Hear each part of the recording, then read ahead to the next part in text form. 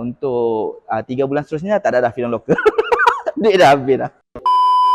So hari ni kita nak buat movie Night Out 2.0 untuk filem Tarung Unforgiven pula. Kalau last time kita buat movie Night Out untuk filem Gayung 2 tu, kita bawa 20 orang. Kali ni ada rezeki lebih sikit, kita bawa 24 orang mat. 10 adalah member-member aku, budak office, dan 10 lagi kita public lah. Kita tengok siapa yang nak join, boleh lah join. So ni jom, kita nak jumpa lepas kat dalam.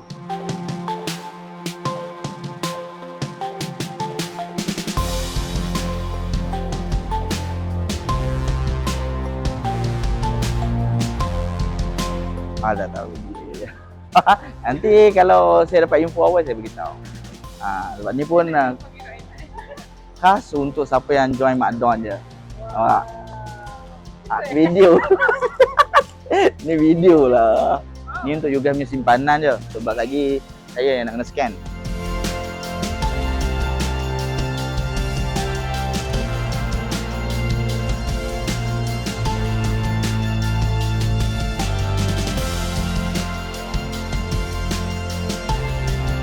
Okay. Oh ya, terima kasih. Nanti thank you for coming. Sekejap. Okay, 07 dengan 08. Thank you, Mak Don. Okay,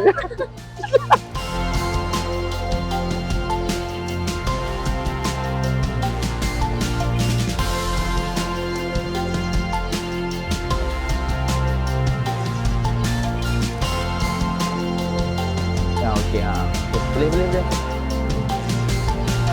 Dia ada show lah. Yang ni tadi yang kawan-kawan lah.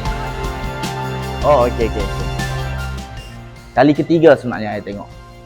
Satu premier, satu dekat Aman Central Dolby Atmos, dan yang ketiga dengan ramai-ramai macam ni lah.